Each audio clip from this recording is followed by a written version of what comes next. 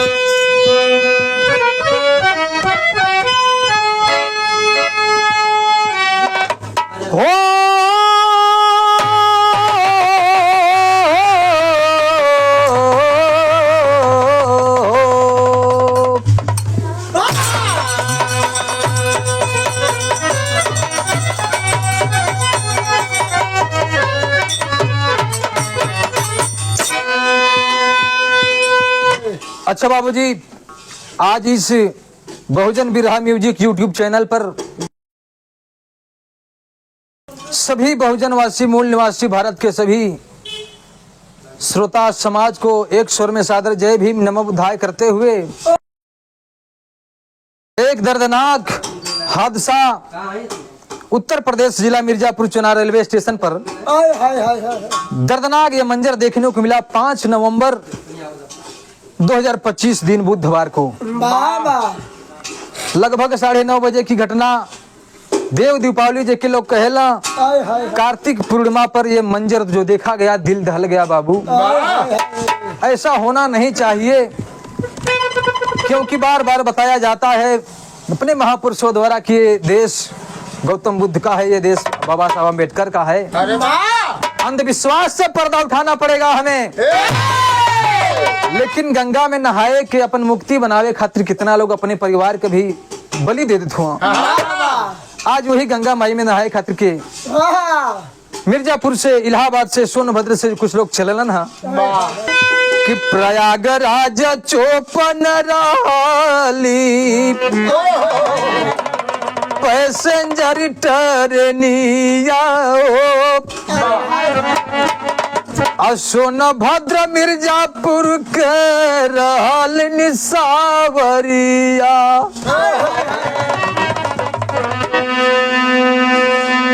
Prayagraj 54 passenger चली है अपने सोनभद्र से।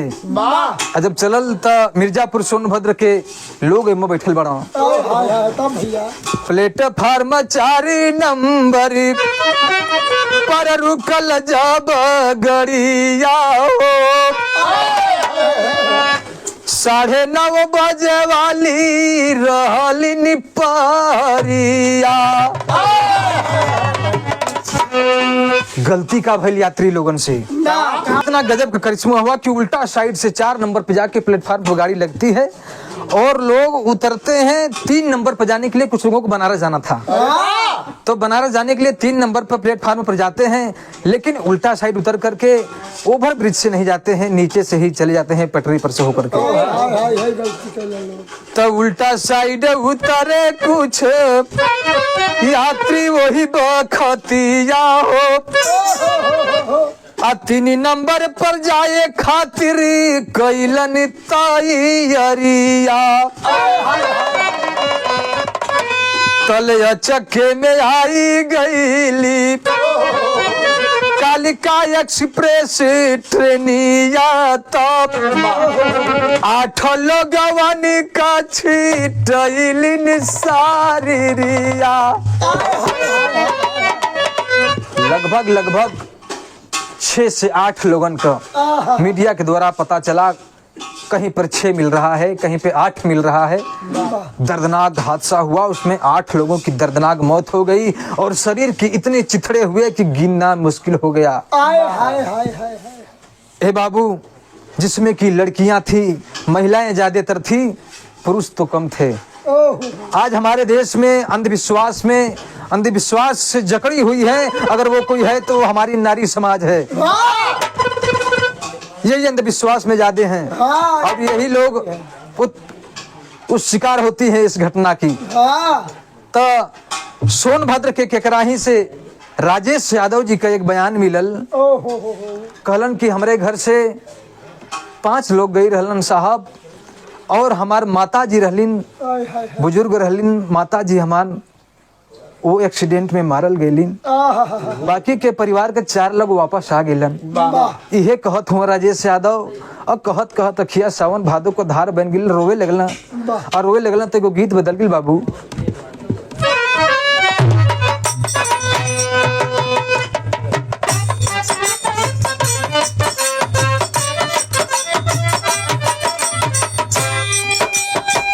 गीतिया से बढ़िया कितनी सुंदर भाव। आज राजेश यादव अपने माई के शरीरिया देखत हुआ छिटाइल है। इतनी तेजी से गाड़ी आवत रहल कालका एक्सप्रेस, सबको रोक कर चली गई। संकेत केलन हमारे चाचा जी की गीतिया होए की चाहिए। कितनी बढ़िया गीत है। पिया परदेस गइल तार लागल टोपिया,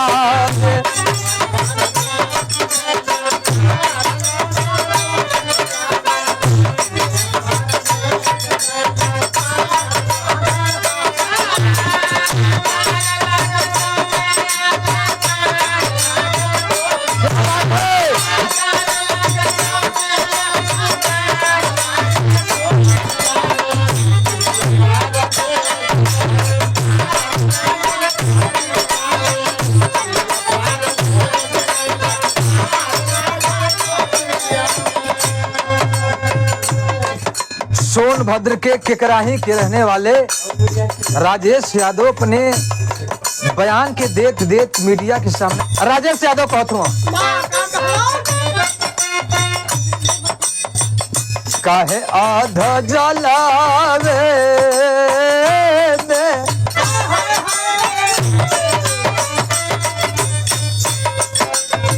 काहे आधा जलवे में छोड़ गइलू माई हो,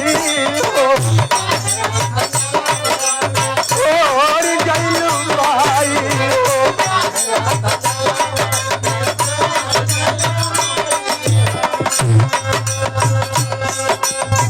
राजस बेटा नातावा तोड़ गइलू माई हो, यार तोड़ गइलू माई होती। काहे आधा जलावे में छोड़ गइलू माई हो।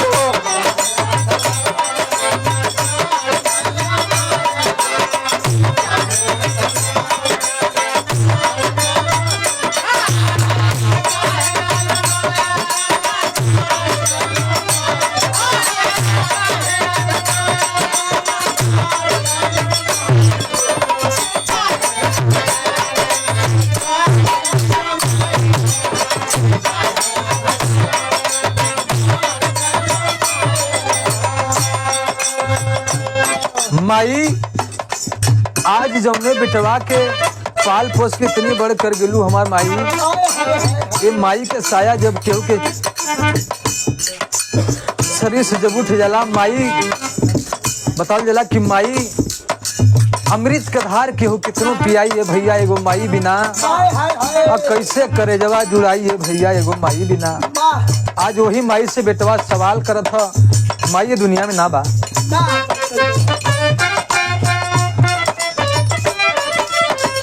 करे जाता रहलू माई गंगाया सननवा, गंगाया सननवा।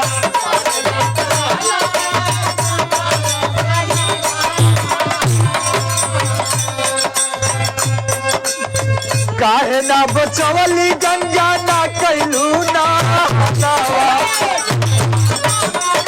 ना कैलू ना।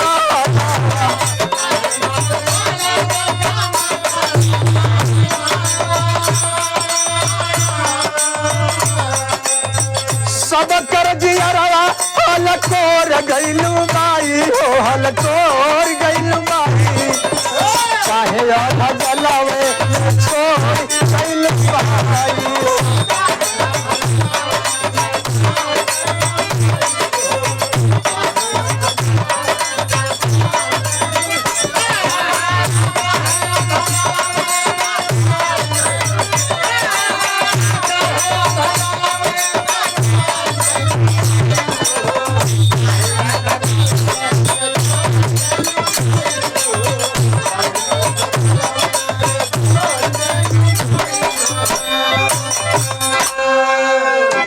हर देखवा प्रशासन के लोग जुट करके फौरन वहां पर घटना का जायजा ले रहे हैं। मुख्यमंत्री आदित्यनाथ योगी जी ने इस घटना को संज्ञान में लिया और यथाउचित उन लोगों का सहायता किया गया और आने वाले दिनों में आर्थिक मदद भी दी जाएगी। लेकिन कहीं न कहीं हमारी कमियां हैं, हम नियम को नहीं फॉलो करते हैं, उसका परिणाम हमें भुगतना पड़ता है। अभी हाल ही में ये घटना बुधवार की है और एक दिन पहले मंगलवार के दिन 4 नवंबर को बताया गया कि बिलासपुर छत्तीसगढ़ में मंगलवार को एक मालगाड़ी और एक पैसेंजर में भयानक टक्कर हुआ जिसमें कि 10 लोग मारे गए। तो ये कहीं न कहीं विभाग की कमी है, इसमें इस कमी को पकड़ना चाहिए, इसमें सुधार लाना चाहिए हमें। तो ये एक छोटा सा गीत श्रद्धांजलि के रूप में रहा। खानदानी परिचय देवल गिल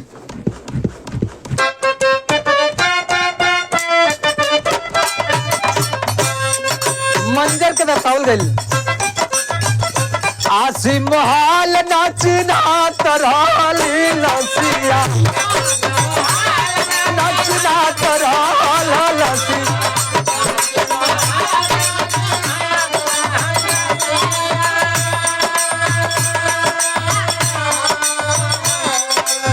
इतना भयानक घटना हुआ कि लाश छित विचित था, किसी को पहचानने में नहीं आ रहा था कि किसके घर की लाश है। आसी मोहाल नाचना तरहाल लसी हो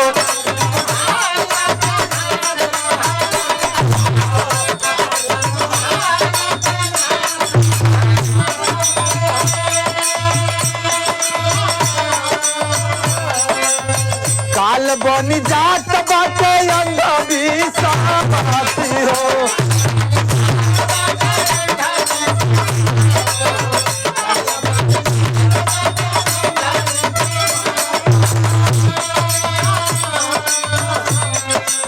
अरे चंद्रमा कहे परिवार सारा छोड़ गईलू माई हो अरे छोड़ गईलू माई हो अरे छोड़ गईलू माई हो आहे आधा जलावे मैं छोड़ गईलू माई हो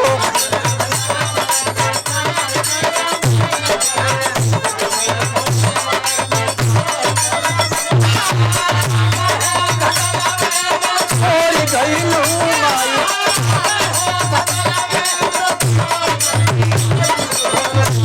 आधा जलावे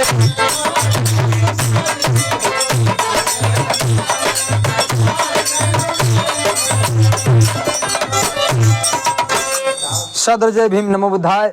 आप सब अपना ख्याल रखिए, अपने परिवार का ख्याल रखिए और ऐसी घटना ना हो इसके लिए आप लोग पहले से सचेत रहिए। धन्यवाद।